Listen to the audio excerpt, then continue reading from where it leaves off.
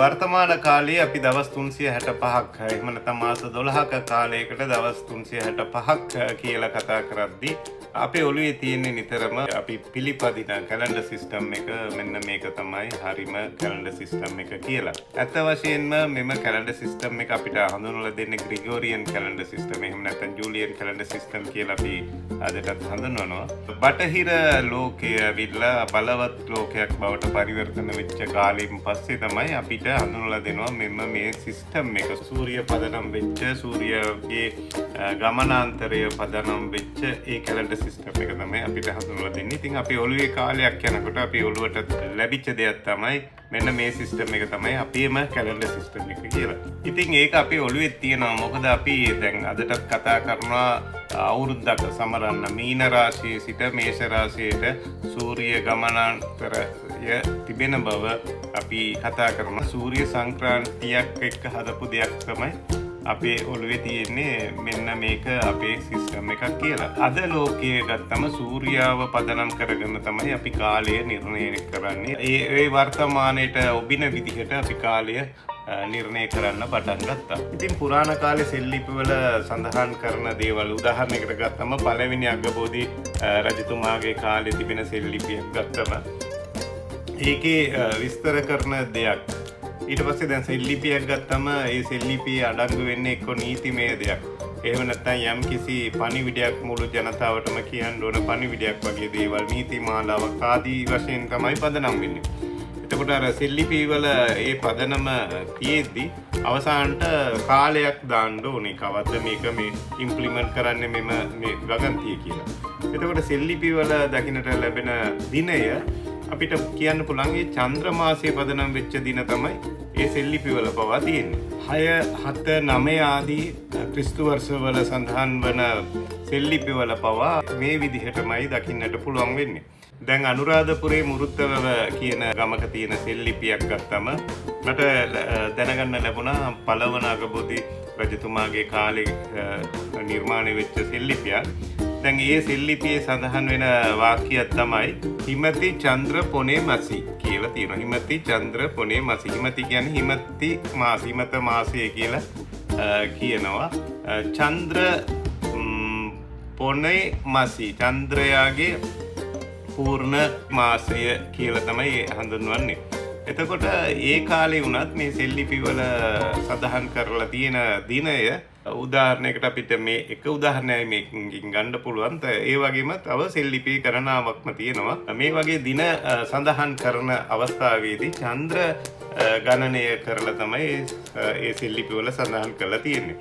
තවත් උදාහරණයක් කියන්න පුළුවන්. පැරණි රාජ්‍ය සභා රැස්වෙන දිනේ වුණත් සඳහන් කරලා තියෙන්නේ මැදින් මාසයේ පුර පක්ෂයේ දසවන දිනය, තිමිති දිනේ වගේම ඒ වගේ තමයි සෙල්ලිපි වල සඳහන් කරලා තියෙන්නේ පුරාණ රාජ්‍ය සභා රැස් වෙච්ච දින. ඒ කියන්නේ චන්ද්‍රයාගේ පිහිටීමෙන් පුර පක්ෂයේ දවස් 10කින් පස්සේ නැත්තම් අඩ පක්ෂයෙන් දවස් 10කින් පස්සේ කියලා ගන්න පුළුවන්. කියන්නේ සඳේ පිහිටීමෙන් දවස් 10කින් පස්සේ හෝ පෙර කියලා තමයි මාසෙට දෙවතාවක් රාජ්‍ය සභා රැස් වෙලා තියෙනවා කියලා මේ ආදී වශයෙන් විශ්ලේෂණය කරපු නැත්නම් පුරාවිද්‍යාඥයෙකුගේ අදහස් මම මේ අවස්ථාවේදී උපුටා ගන්න කැමති රාජ් සෝමදේව මහතා මේ සම්බන්ධයෙන් පුළුල්ව අධ්‍යයනය කරලා එතුමා දැනුවත් කරලා තිබෙනවා. තවත් අපිට හිතා ගන්න බැරි තරමකට මවිතයටපත් වෙන දෙයක් තමයි ශ්‍රී ලංකාවේ මේ චන්ද්‍ර කැලෙන්ඩර් සිස්ටම් එක ඇවිල්ලා ඉතිහාසයේ අවුරුදු 10000කට වඩා පැරණි ඉතිහාසයක් තියෙනවා කියලා මේ චන්ද්‍ර ගණන් කිරීමේ දේවල් වලට. ඉතින් බලන්න කොයිතරම් සංස්කෘතිකම වශයෙන් අවුරුදු 10000 කියන්නේ ඉතා කෙටි කාලයක් නෙවෙයි. අපිට හිතා ගන්නත් බැරි කාලයක්ටත් කලින් ඉඳන් ශ්‍රී ලංකාවේ ඉතාම වැදගත් සංස්කෘතික අංගනයන් තිබිලා තියෙනවා කියලා අපිට මේකෙන් ඔප්පු කරන්න පුළුවන්. ඒකත් ඒ කාලේ හිටපු අයත් චන්ද්‍ර මාසේ කැලෙන්ඩර් සිස්ටම් එකක් තමයි භාවිතා කරලා තියෙන්නේ. ඉතින් පුරාණ කාලයේ කඳුවල වාසය කරපු උදවිය, ඒ වගේම දුටුගැමුණු රජතුමාගේ කාලේ සහ ඊට පසු කාලෙම වුණත් සඳහන් කරලා තිබෙන ආකාරයට ඒ දින දර්ශන සම්බන්ධයෙන් කටයුතු කරද්දී එයාලත් භාවිතා කරලා තියෙන්නේ චන්ද්‍ර මාස කැලෙන්ඩර් සිස්ටම් එකක් තමයි. ඉංග්‍රීසියෙන් අපි කියනවා ලූනා කැලෙන්ඩර් සිස්ටම් එක කියලා. ඉතින් සමහර වෙලාවට මේ සම්බන්ධයෙන් පරිශන කරද්දී තාක්ෂණ සම්බන්ධයෙන් අපිට මවිතයටපත් වෙන්න අවස්ථා කීපයක්ම තියෙනවා. දැන් අපි මම කලින් කිව්වා වගේම රාජ්‍ය සභා රැස් වෙන දවස් දෙකක් මාසෙට දවස් දෙකක් රාජ්‍ය සභා පැරණි රජුරුවන්ගේ කාලේ තිබිලා තියෙනවා. ඉතින් පුරපක්ෂයේ දවස් 10ක් අවපක්ෂයේ දවස් 10ක් කියන්නේ හොඳම කාලය. ඉතින් ඔබ දන්නවා රුධිරය අපේ ශරීරයේ ගමන් කරන ඒ ක්‍රමයත් එක්ක චන්ද්‍රයාගේ පිහිටීම චන්ද්‍රයාගේ ගමනාන්තරත් එක්ක සම්බන්ධකමක් තිබෙනවා කියලා ඔබලාට දන්නවා ඇති. එතකොට ඒවත් එක්ක පරිශන කරලා ඒ රාජ්‍ය සභාව රැස් වෙද්දී ඒ කට්ටියව ගන්න පුළුවන් විදිහට නැත්තම් ඒ අදහස් ගන්න නැත්තම් දැන් රාජ්‍ය සභාවක් රැස් වුණාම ඒකේ අර්ථය ඇවිල්ලා නිකම්ම මේ කතා කරලා යන එක නෙවෙයි. වැදගත් දේවල් අපිට වැදගත් නිගමනවලට එන්න නැත්තම් වැදගත් තීන්දුව తీරන ගන්න මේ.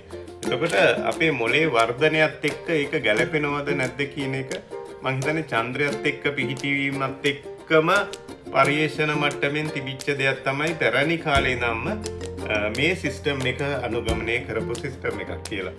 ඉතින් වර්තමානයේත් අපි අරන් තියෙන්නේ අපේ කම කියන එකක් අයින් කරලා දාලා වෙන කොහෙන්දෝ ආපු එකක් තමයි දැන් අපි අරගෙන තියෙන්නේ. එතනින් මිදෙන්නටත් බැරි තරමට මුළු ලෝකෙම ඒ සිස්ටම් එකට අපි හුරු වෙලා තියෙන එක. එකකින් අයින් වෙන්න දැන් බෑ. නමුත් අපේ වටිනාකම සම්බන්ධයෙන් කියන්න තමයි මම මේ වීඩියෝ එක කරන්නේ. මොකද චන්ද්‍ර මාසය සම්බන්ධයෙන් ගත්තම අපි හිතන්නේ මුස්ලිම් වරුන් භාවිතා කරන සිස්ටම් එකක් තමයි මේ චන්ද්‍ර සිස්ටම් එකක් කියලා. මොකද අදට වර්තමානයේදී පිට අහන්න තියෙන දෙයක් තමයි මුස්ලිම් වරුන් ඇවිල්ලා මේ චන්ද්‍ර මාසයේ පිහිටීමත් එක්ක මුස්ලිම් වරුන්ගේ චාරිත්‍ර වාරිත්‍ර වලට බොහෝ සමීප සම්බන්ධයක් තියෙනවා කියලා. උදාහරණයකට උපවාසයේ මිදෙන්නේ චන්ද්‍රයාගේ පිහිටීම අනුව හඳ බලලා නෝම්බි අල්ලනවා හඳ බලලා අවුරුදු සමරනවා කියන එක ඔළුවේ තියෙන හින්දා අපි හිතන්නේ මේක මුස්ලිම් අයට ආවේනික දෙයක් කියලා. ඇත්තටම මේක එහෙම දෙයක් නෙවෙයි. රාජ් සෝමදේව මහතා වගේ විශේෂ පුරා විද්‍යාඥයින්ගේ අදහස් අනුව අවුරුදු 10000කටත් වඩා පැරණි ඉතිහාසයක් චන්ද්‍ර කැලෙන්ඩර් සිස්ටම් එකටත් එක්ක අපි සමීප සම්බන්ධතාවයක් ගොඩනගාගෙන තිබෙනවා. ඉතින් අවසාන වශයෙන් මට කියන්න තියෙන්නේ මේවා අලුත් දේවල්. නමුත් මේවා අපේ දේවල්. නමුත් අපි අහගෙන ඉන්නේ අපේ දේවල් වගේද කියලා අලුතෙන් ප්‍රහලිකාවත් එක්ක තවත් වීඩියෝ එකකින්